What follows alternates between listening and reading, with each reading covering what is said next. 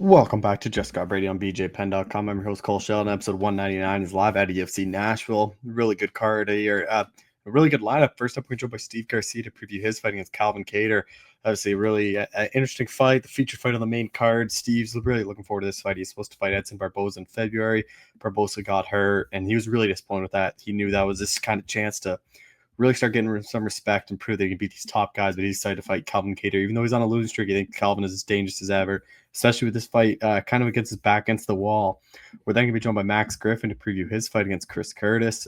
Max, obviously, he was very disappointed with his last fight against Michael Chiesa. He knows what he did wrong in that fight, and a lot of it had to do with the post weight cut rehydration and just eating. He said he didn't feel normal in there, and he just kind of never felt like himself, especially just even on fight day, like just trying to shake out. He never felt like himself. So he's really looking forward to proving himself against Chris Curtis, who he was kind of surprised to fight. He didn't know Chris had dropped down to welterweight, but this is a guy that he says he's not much a fan on. He thinks Chris is a guy that complains a lot, so he's really looking forward to fighting him. And then we close things out talking to Austen Lane to preview his fight against Vitor Petrino. Austen Lane coming off that knockout loss, which came after his upset win over Rebelo Despinay, and he kind of knows this could be do or die for him again, but he's looking forward to this fight against Vitor Petrino. Petrino moving up to heavyweight after back-to-back knockout or back-to-back stoppage losses to Dustin Jacoby and Anthony Smith. Austin's really looking forward to this one. He thinks his power and size is going to be a big difference, and he'll end up getting a big knockout win here. But be sure to share the show, subscribe, and thank you all for listening. All right, we're joined by UFC feather Steve Garcia, who's back in action on July 12th. Steve, how's it going, man? I'm doing good, brother. How are you? I'm doing well. Like, obviously, we talked back in February when you're supposed to fight Barboza. He pulls out. Like, were you surprised you never got booked a lot sooner than this? Like, I thought they tried to get you right back in there. Yeah, I did. They tried pretty hard to try to find a replacement, and there's people that didn't want to cut weight because he pulled out pretty close to the fight. So I even told him I'd fight 50-55. Just no takers, man. So yeah, it was a little bit of a bummer. Then they told me they were gonna try to get me on the Mexico card, and they threw a few names out there. I just told them, yeah, I'm done for whoever. And there was one name that they threw out me, and I thought it was like a for sure thing. And then all of a sudden, I saw him match up with someone else. So I was like, all right, well, I guess that's not happening. So I was just like on standby again, just kind of just being almost like dangled by a thread. And there was nobody ranked, nobody like of, I guess, the status I'm trying to like get to. And after a couple of weeks, I just told him, I was like, look, man, I was like, if this, I still didn't have an opponent after a few weeks. So I told him, I was like, let's just kind of just chill. Let's try to regroup. And I guess let's try to find a good fight that we can, try to make a run at the rankings. So they finally reached out to me when I decided to go on vacation, literally the first day. And Calvin Kattar was the guy. So I was like, all right, let's do it. So here we are. We're fighting Calvin Kattar. Did you get a chance to still enjoy the vacation then? Yeah, but your mind kind of goes somewhere for a minute.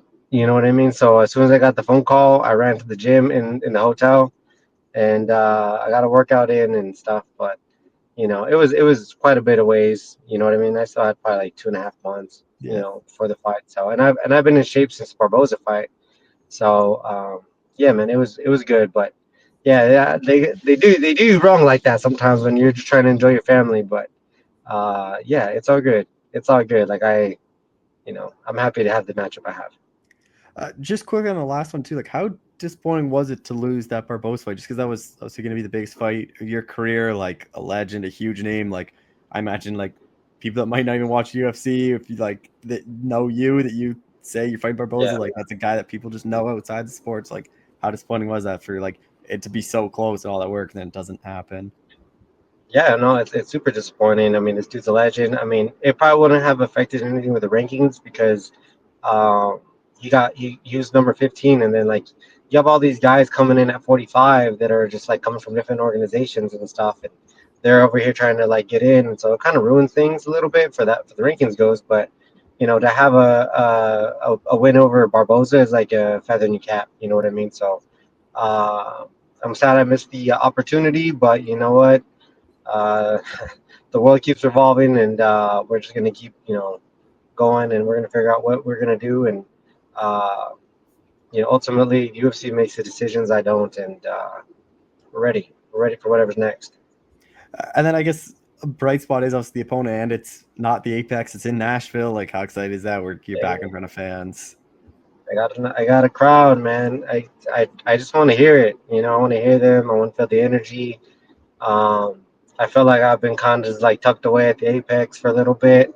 Don't get me wrong, I love being there because it's just very, very like I have a routine already. I've been there so many times, you know what I mean? And I just have everything down to like, a science, and it's consistent every single time. So I'm pretty comfortable there, but I think everybody needs to see who I am and stuff. So this is a good opportunity for me to go out there and shine. I know the fight card may change right now. You guys are like the co-main or right on the main cards. Like, it's a big spot too. So like, what's that kind of like being right up there on this card? I'm happy that it's there. I feel like that's where I think. I mean, I think that I belong there, but Mhm. ultimately, like when you have someone that's Cater, I mean, that dude's like what headlined several cards already.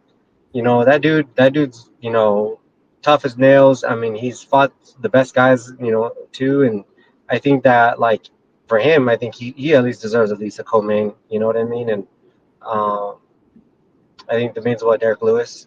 So yeah, I mean I think that's kind of the spots where we belong. I mean, I hope that's where it stays, and I don't know who else would be considered in that position, but at the end of the day, you put me at the beginning of the card or you put me towards the end of the card, like you're gonna see fireworks at the end of the day. So I would assume that would be the best co-main event. You know, two strikers going toe to toe, and we're gonna go out there and we're just gonna you know swing and watch someone fall. So Obviously, yeah. Calvin's on that bit of a losing streak. Like, I've seen some people say like, "Oh, he is past prime now," but then you look at the guys he's losing to are all like top 10, top 5 guys. Like, where do you kind of stand on it? The way I see it is like this is like if you want to see it for that way, I understand like why you would think that. But yeah, he's fought the best guys in the division. Um, the Zalal thing was kind of like that's a hard one because like I don't know. I tune in to watch UFC to watch the best fighters in the world. You know what I mean? And like that really wasn't a fight. You know what I mean? Like you just got someone just trying to like move around and outpoint somebody. And I'm a fan of Zalal too. You know what I mean? I don't really have issues with him, but I just felt like that wasn't like a fight. You know what I mean? So it was kind of tough to really really gauge it. But at the end of the day, Gator can answer the situation properly, and he lost. So I feel like this fight with me, this is like do or die for him. You know what I mean? I feel like he is on the skid, and I feel like he's gonna come out probably as strong as he has ever been because he has a point to prove, right? Like I think he's on a 4 fight skid, Yeah, and he's losing to the best guys, but he hasn't been finished.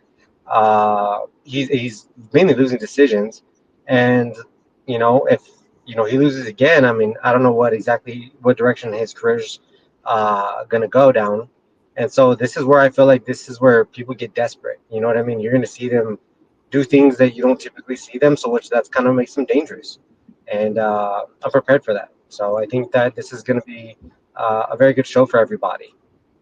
Uh, do you bring in anyone for Calvin, or is it the same guys, like same kind of training for all your fights for this one?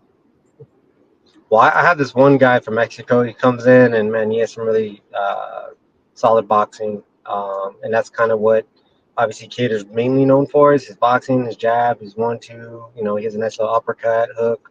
So he can grapple too, but he's very good at the basics. You know what I mean? And so I have a boxer here that's been giving rounds, and I went 2 rounds with him today.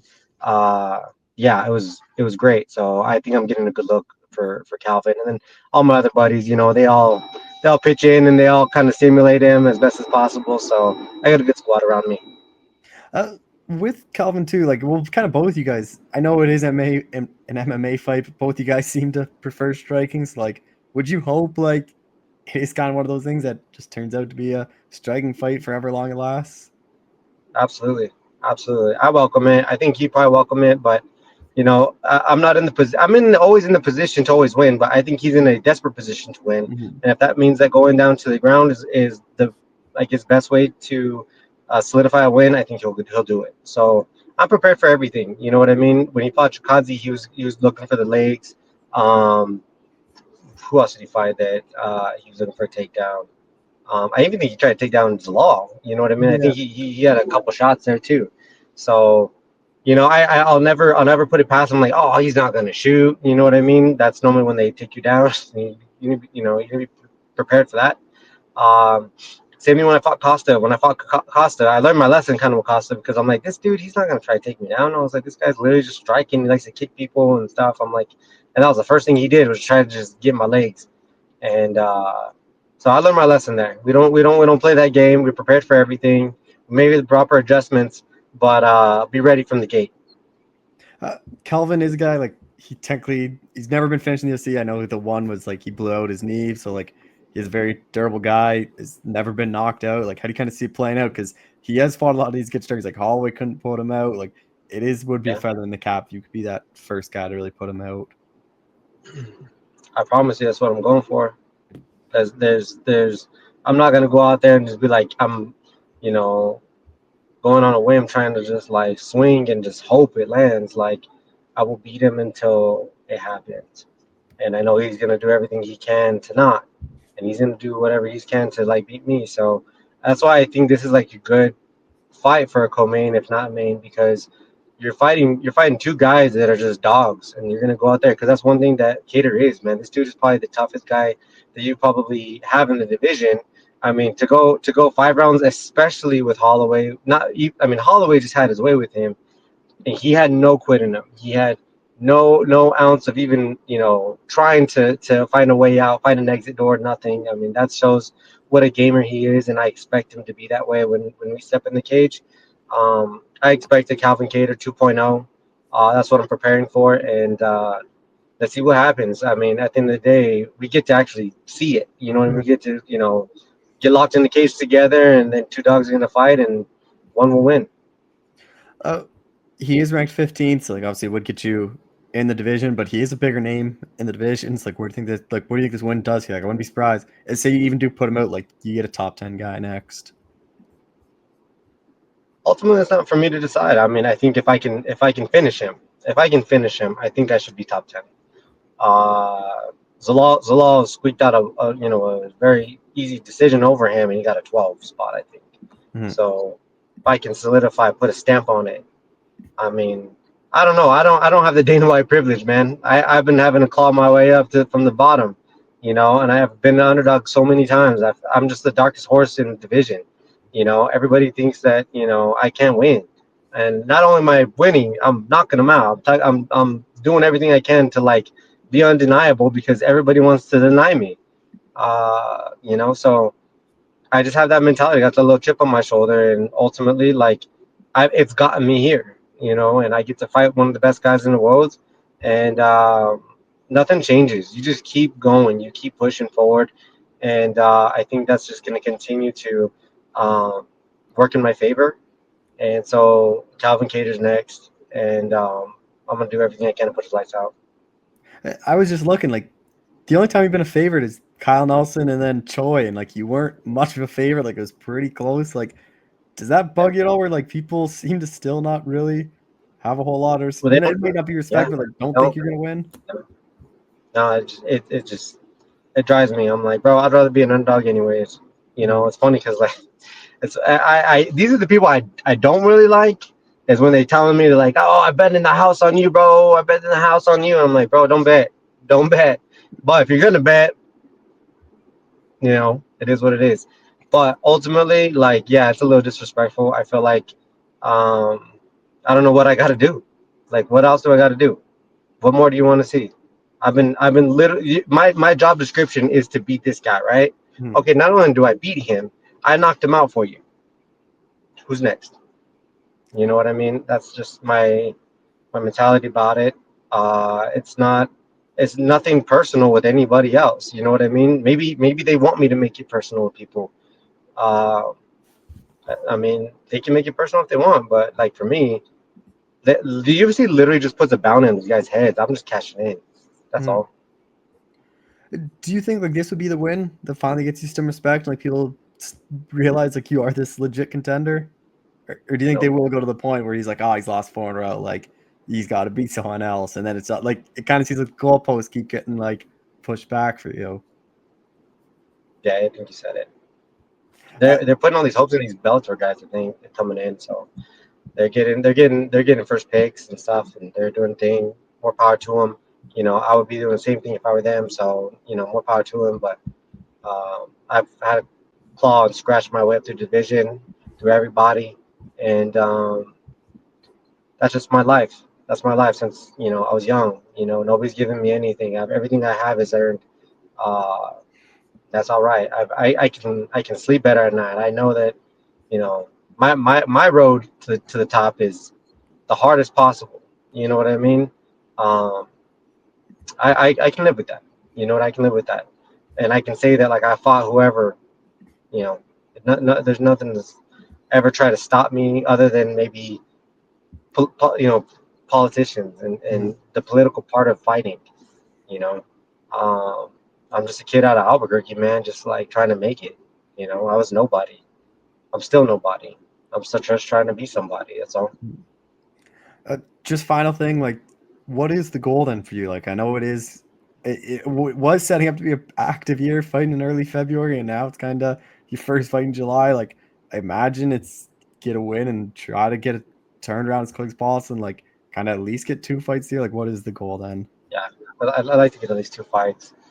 Um, like I said, the UFC's a machine, bro. I got to get to Cater first. You Mhm. know what I mean? And I'm trying to put a stamp on it. I think that'll push harder than anything else if I can do that. Um, and then hopefully a top 10. I mean, I'd like to see maybe I like to headline an event. You know what I mean? Someone needs to know me. They need to know who I am. And uh, you know, I feel like a casual needs to just know who I am. You know what I mean? I feel like the hardcore MMA fans that know the division, that watch all the fights, they know who I am, and I appreciate those guys a lot.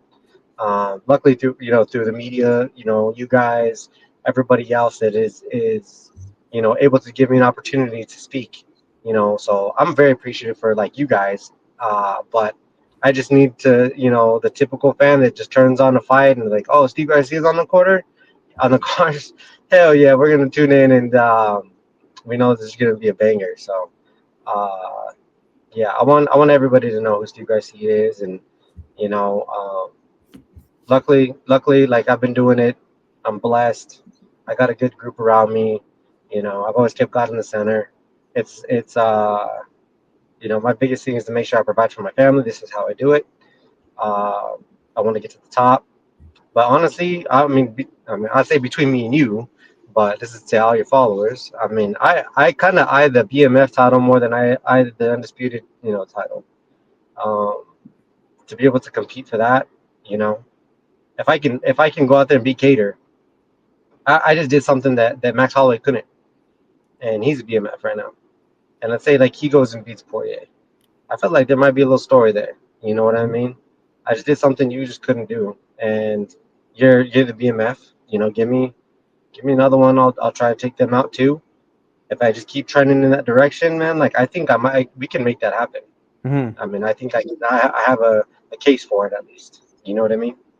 But to be known as bad as mother effer, I like that. I like that a lot. Uh, That makes me feel good, mhm. because an undisputed one, you know, you can get someone who can grapple you for 5 rounds and they can win it. I just don't think that's not a good old fist fight. You know what I mean? But a BMF is a good old fist fight. Well, Steve, I appreciate the time as always. Thanks so much for doing this again. Yeah, man. Thanks for having me.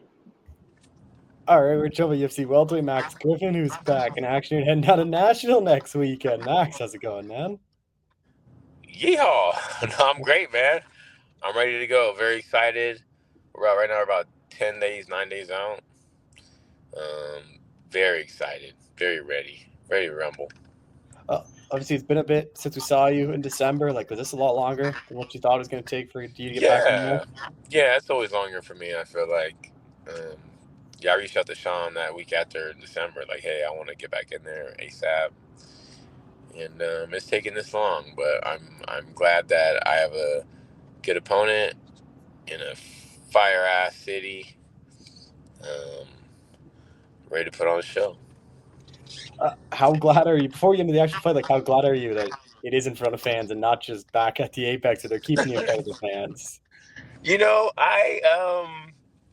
You know, they're doing a lot of Apex shows, and not like I have a problem with the Apex shows, right? And you don't even really know how happy you are until you do another arena show. I was almost more excited for the arena show than who my opponent is, really. Just to be out there in Nashville. I mean, the fights are for the fans, so you got to have the fans. Just quickly on your last fight, like what do you take away from that one against Michael? Like obviously a very good grappler, his kind of game plan was pretty I need to straightforward in that eat. one. I need to eat. I need to eat. Um, for that fight. I mean, yeah, I got choked out, but um, just the chain of events that day, I had no food in my body. So they have the pancakes, and they heated them up in the microwave with fish, and I didn't eat them. And then just how the chain of events in the whole day went. Um, even when I went to the arena, I weighed in at 182, and like that's like cut weight. I walk around 190, high 80s, so I never hydrated or replenished. So when I fought, I felt like I was in fucking slow motion. I've never had a fight where like my body didn't do what my mind wanted to do. It so I took away. I need to eat. I need to eat. I need to. I'm a machine, and to because even for me, it was like, what's happened to me? It was such a great camp, and I'm out there. I'm like, I was kind of tired backstage a little bit, warming up, and I was like, hold on, let's not do too much. But then when I was in the fight, it was just. I mean, I've had fucking so many fights, probably 80 fights total in my life, and I've never had a fight where I felt like that. So my takeaway is eat, hydrate, don't depend on the UFC or whatever to bring your food, and don't I have to put it all in my hands. Mhm. So What do you normally weigh when you fight? Like high 180s? yeah, So, yep, so I guess that is maybe quite a big 190. difference. What's that? So I guess 182 is quite a big difference for you then. Yeah, it means that I don't have the glycogen. It means my I don't have the water in my body, the food. But look, I didn't even realize this until like a week later. I was asking the universe, like, what happened? I'm so ready. I knew what to do. I just couldn't do anything I wanted to do. As I'm thinking of this, I'm like, please reveal itself. I'm asking the universe. A freaking Ferrari pulls up next to me on a tow truck, and I look, and I'm like, I was a car without gas. I can't believe it. So yeah, literally at that moment that I thought that, I'm like, I didn't eat. 2 seconds later, a tow truck with a Ferrari came on. I'm just like, what good is a race car without gas? So I Mhm. took that as a message right there. Like, that's it. So I'll be taking my Vitargo. I'll be taking my carbs. I'll be bringing my scale so I know how much I weigh.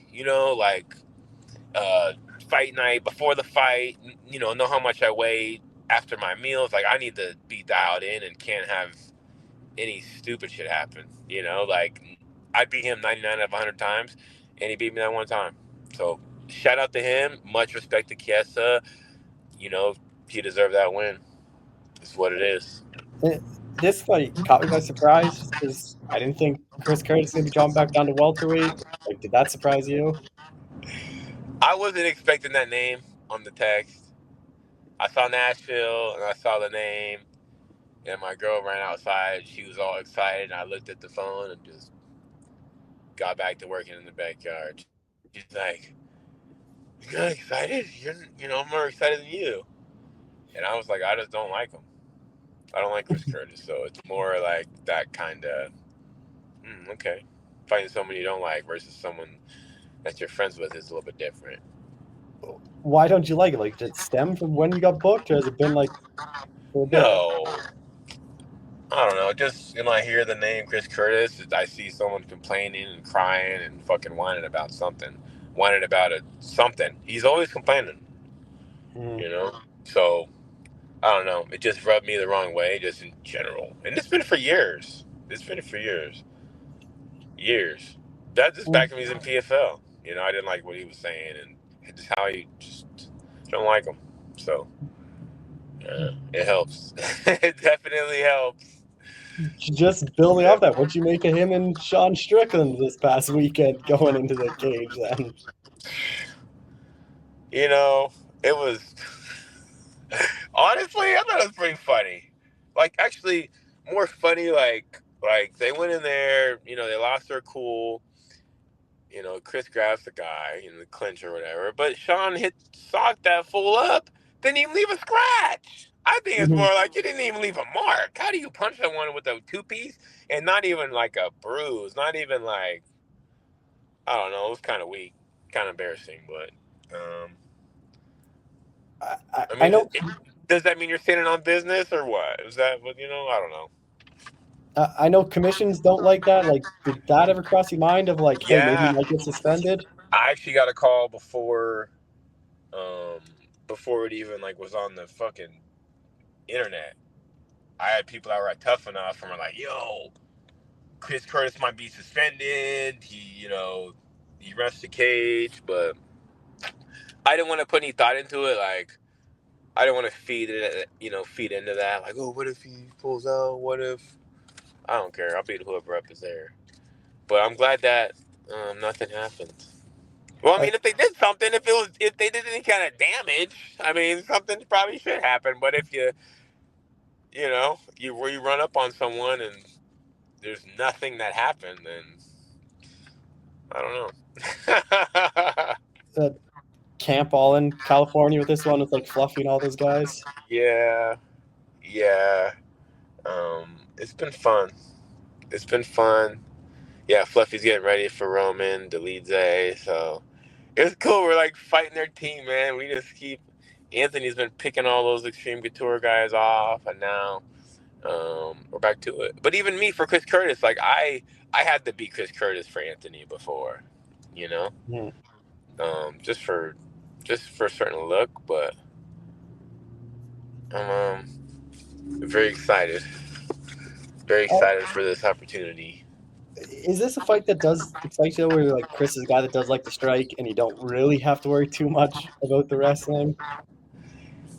Yeah, I mean, with Cass, it was all wrestling, but for me, it's like I was prepared. I just didn't fucking eat. So I personally have a lot to prove to myself, not to really anyone else. I know how good I am now, and I know what I can do when my engine is running, and I have a lot to show. Yeah, a whole lot to show, and I know Chris wants to fight. So, dude, they I mean, this card is a striker's Hmm. fucking playhouse. Like, there's so many strikers on the card. It's like, people want to see people fight, so it's gonna be good, man. It's gonna be good.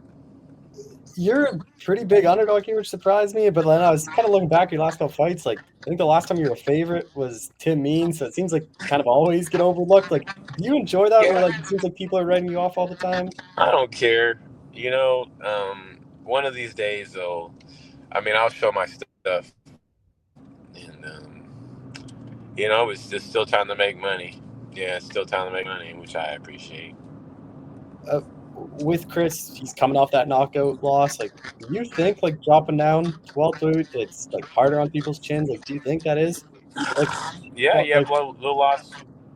I mean, typically, when you're dehydrated or you have to dehydrate, your brain has less fluid in it.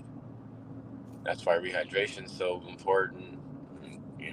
So people, other people care more about it than me. People are like, he's gonna be, cutting weight. You're over here like a king. He's over here, eating something light. But I'm ready for the best Chris Curtis.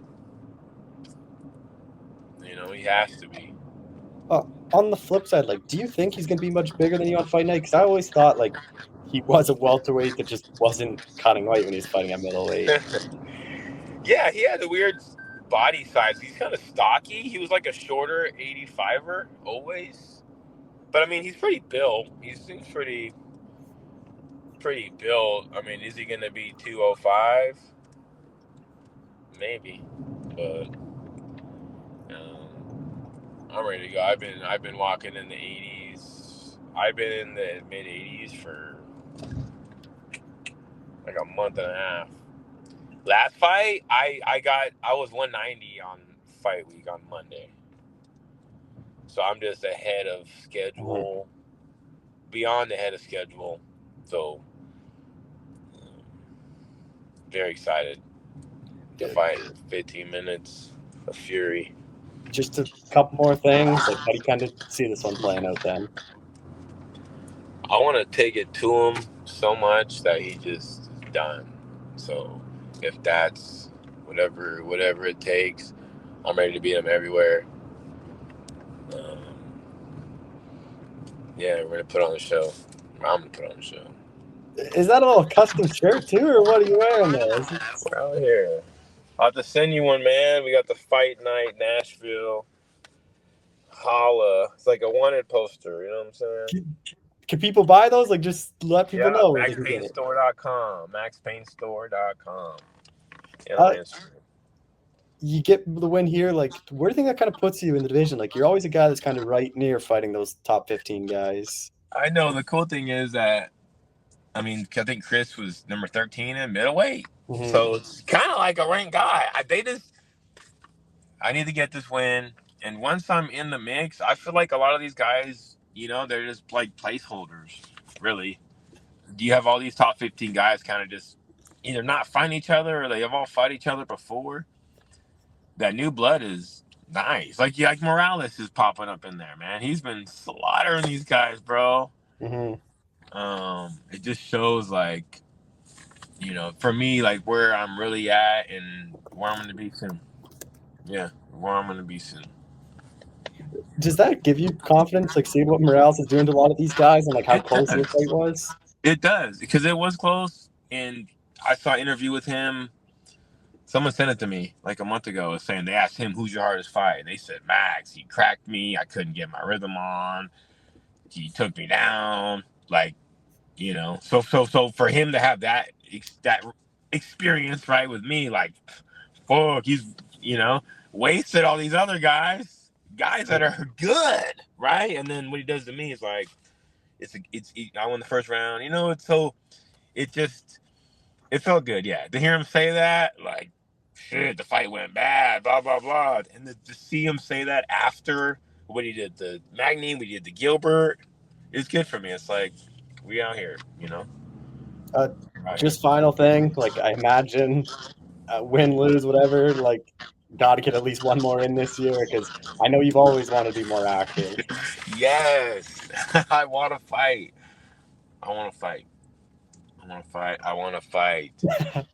So, yeah, they're going to put me on.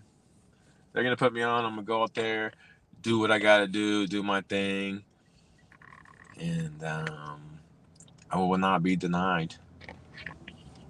Well, Max, I appreciate the time as always. Thanks so much for doing this again so close to the fight. Thank you, Cole, man. Good to see you as always, brother. All right, we're jumping UFC heavyweight Austen Lane, who's back in action here and heading down to Nashville. Austen, how's it going, man? It's going well, man. How we doing? I'm doing well. Like, obviously, last fight didn't go your way in March. Like, was this about the right time frame for you to return? Like, I actually thought this was pretty quick than what I thought, because some guys are waiting for like months and months on end to get booked. So it's pretty good. You're getting right back in there. No, it's great, man, to kind of get back in there, especially how the last one went. Kind of leaves a bad taste in your mouth a little bit. So you want to get in there and try to redeem yourself, right? So that's the plan right now.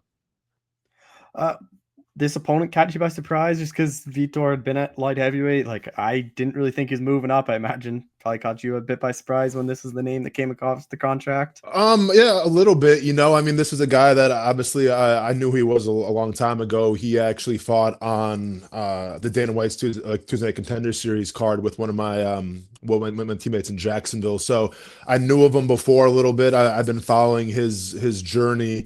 And it makes sense. You see a couple guys now that are trying to make that move up. If cutting weight is that brutal, you don't feel 100% going into a fight, why wouldn't you give it a try? So I wasn't necessarily surprised, but I was excited for the matchup. And fighting in front of fans in Nashville, like, how excited are you? Are you not just at the Apex and you're actually in front of fans again? Yeah, I mean, I'm extremely excited for that. Not to say I didn't like the Apex, but it's definitely a different vibe, right? It definitely feels a little more like sparring than it does actually a real fight.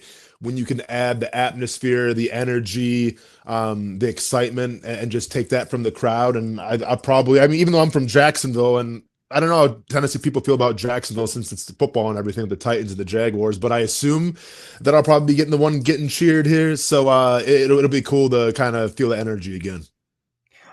Camp at ATT, or how'd you do this one? Yeah. Camp's been at ATT, man, for the past 6-7 weeks now. We've been down here and everything, so it's been going great. Obviously, there's just a bunch of killers down here, making me better every single day, and just really refining my game and working the proper way. I mean, this sport, it's a never-ending journey, and if you don't win, you got to constantly. I don't want to say you have to reinvent yourself, but you have to ask, all right, where did it go wrong? What do you have to improve on?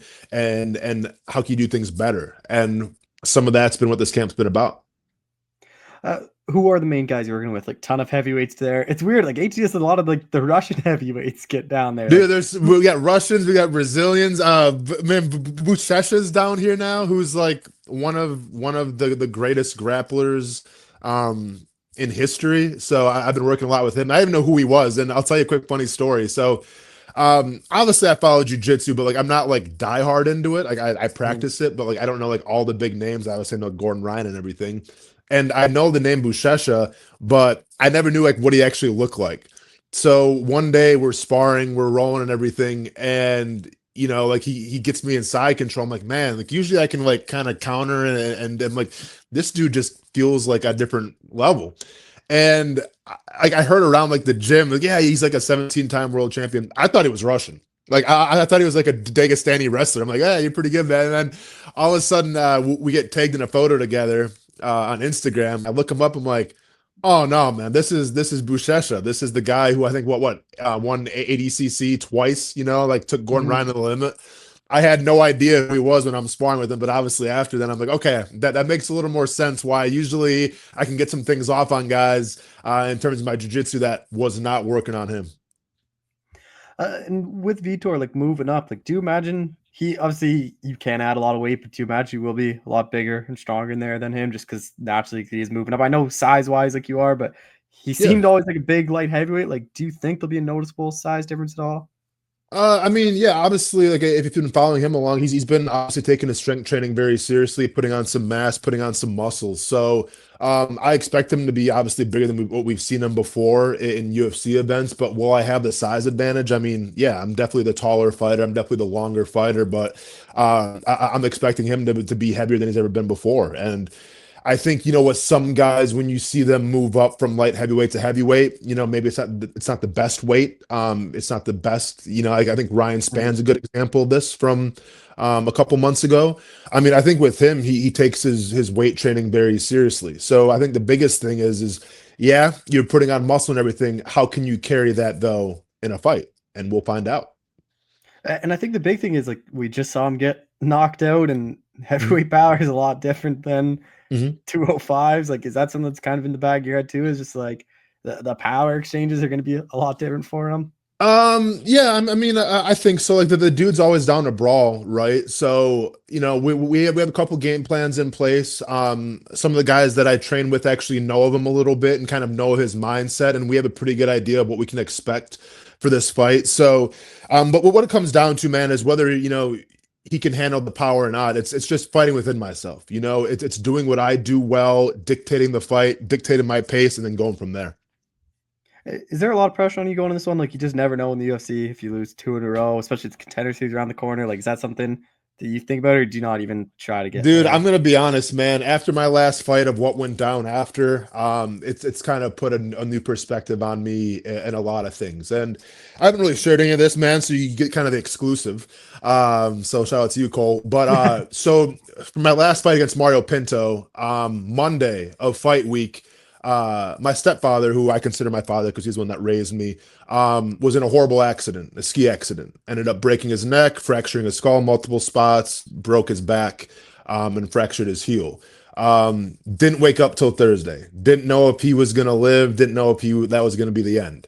And the whole time, I'm just kind of like, I had no idea what was going on. I'm just kind of talking to his friends and everything. And then Thursday he woke up. Friday he started speaking, so I knew like once Saturday my fight was around, like, you know, at least at that moment he was going to be okay. Changed up my flight from, I was supposed to go back to Jacksonville after the fight, changed up my flight, went back to Wisconsin where he was at to try to look after him and take care of him because obviously he was in a really rough way. And I spent the next, I think, 10 days it was with him, just trying to get him out of the ICU and everything. And it was a hard process, man. It was rough because there was instances where he didn't know who I was. There was instances where I stayed with him at night where he, you know, didn't know who I was, thought I was a stranger, and I don't want to get into all those details, but it wasn't good. It wasn't a good situation. But in doing that, you know, it made me appreciate what I stand for and who I am. And what I learned from that situation, and thankfully he's doing better now and everything. It's funny because he doesn't remember any of me coming to look after him for those days, and he doesn't remember any of it. And you know what? That's probably for the best. But what I learned in those instances, man, is that I'm a father first, I'm a son first, and I'm a friend first, and I'm a fighter next, right? And being a father, being a son, being a friend, that's who I am. Fighting is what I do. And I always said, you know, like fighting's got to be this lifestyle and it's got to be who you are. And yeah, it is, man. There's a lot of sacrifice. There's a lot of things that go into it. And at the end of the day, though, when I reflect, and I've done some reflection after this last fight and everything, it's like, listen, I still want to take this as far as I can go. And the goal is to be a champion one day. But I got to look at within myself and say, okay, well, is fighting going to define me? When it's 5-10 years from now, I'm out of the game. Like, is that going to define who I was? Or am I going to be defined more as a father and a son? And that's who I am. So to answer your question, man, in terms of, am I worried about if this fight goes wrong? Am I worried about a 2-fight? Like, I'm not concerned with anything. I'm living in the present. I'm worrying about the task at hand. And the task at hand right now is to take care of Vitor Petrino and then go from there. Vitor has been like a striker, but after getting knocked out, you kind of see a lot of those guys tend to revert back to grappling and wrestling. So do you think that might happen with him? Is he might just come out and not really want to stand for being knocked out? Yeah, I mean, that's that. I mean, listen, obviously I do a lot of visualization. I do a lot of mindset work and everything. And one of the things I keep going back to is, you know, if I stay long like I'm supposed to, and I start piecing him up, what is his instinct going to be? What is his reaction going to be? Right? Because it's one thing where if we're under like the same size and everything, but it's another thing where if I have the reach on you and you like to brawl, you like to throw wide, but if I'm hitting you first, well, what's your instinct going to be? Well, this sucks. I don't like getting hit in the face. Let me try to take down. So obviously we are gearing for if it does go towards the ground, but keep in mind, like I've been to the ground before too as well, right? So I'm pretty comfortable there. But yeah, it could definitely go that route if he chooses to take it there. How do you kind of see it playing out then? How do I see it playing out? Yeah, I mean, without giving everything away, man. Because once again, this is what I mean. Yeah, I'm gonna tell you the whole game plan right now. No, listen, man. What it comes down to more than anything is me being patient, me being long, and me just, you know, not overexerting myself. And when I say overexerting myself, I don't mean like throwing a bunch of punches. I mean like, you know, leaning over my front foot, having my hands down, you know, just fighting within myself. And then that's been a really big focus here in camp, just because I know I have the power, you know, like I know if I touch you, you're going down. Now it's just a matter of, well, how do we get to that point? And with his son, like you get the win here over Vitor, like where do you think that puts you in the division? Or like what do you like? Yeah, where do you think it kind of puts you in the heavyweight division? Man, I don't know. It's kind of wide open right now, right? So I have no idea where it puts me, honestly. I mean, all I know is that it's a win, and obviously when we talk about a win, I'm talking about a fan pleasing win, because I think right now what you have with heavyweight MMA is, and you see this with the UFC a lot, I think the belief is that if you're over 205 pounds and you're throwing leather, somebody should probably get knocked out, or someone should probably, you know, tap or get submitted, whatever the case. So I think like at heavyweights, we don't have the luxury to try to grind out fights. We don't have the luxury to, you know, try to make it just like 3-round decisions. I think it's our job to try to go out there and finish fights. I think that's what the UFC wants to see as well. So, but once again, like after this, what happens next? Not really concerned about it. Just focus on the task at hand right now. What is like? Are you hoping like at least one more this year? Because it is setting up to have a pretty active year for you. Oh yeah, man. I mean, the more that I can fight and be in camp and just like have that as a primary focus, it's the better for me and my psyche, because that's the type of person I am. Like I don't, I'm not going to the bars, I'm not going to the clubs. I don't really like going out even on vacations a lot. So I would much rather just be working towards something than being in limbo. So yeah, if I can stay active this year, I definitely want to do that. Final thing, we always talk football at the end of these. Yeah. We haven't talked since the Jaguars drafted Hunter. What was your thoughts? I was surprised Cleveland would trade out of that, because I thought Hunter was the best player in the draft by far, and like for Jacksonville to trade up, like were you kind of surprised they made that move and trade up? Man, well, surprised a little bit, yeah, but I mean, obviously, I had some people saying some things in my ear that it might happen. I wasn't buying it, but they turned out to be right.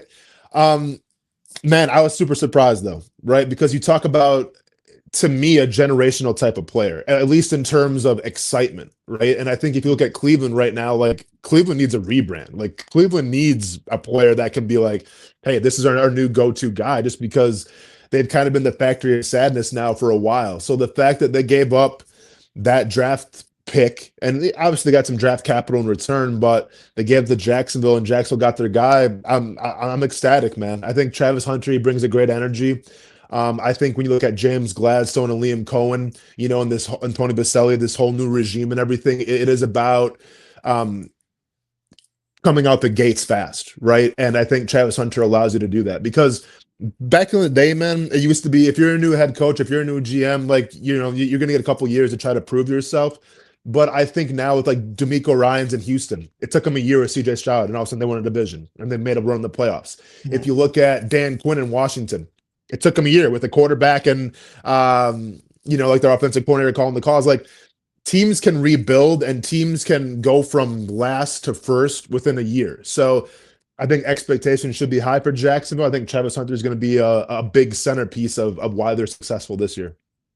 Do you think he'll play both ways in the NFL? Because that was the big debate. Is some people thinking oh, it's just different, which I don't think it's a huge difference. If he did in college, he can probably do in the NFL. Like, maybe it's not every snap they did in college, but I still think he's still he's still a very good receiver and a very good cornerback. It's I don't know why you would remove one of the skills from him and just make him play one position. Yeah, I mean, obviously, when you talk about playing cornerback, I think it's one of the hardest positions to transition from college to the NFL, just because in college maybe you get away with going against an okay receiver, but in the NFL, man, everyone can run crisp routes, everyone is fast, everyone's agile. So I think cornerback is definitely a hard position to pick up at the pro level. But he was brought to Jacksonville for a reason, and the GM James Gladstone even said this, he's going to be used both ways. And if you look at it, for what you gave up to get him, right? You give up a first-round pick and a second-round pick and maybe a third-round pick as well. For what you gave up to get him, is it feasible to say you just gave up that much just for a wide receiver? Is he Julio Jones? Is he Calvin Johnson? Probably not. Not the get-go, right? So then you ask yourself, well, you gave up this much for what? We gave up that much because he's playing wide receiver and defensive back.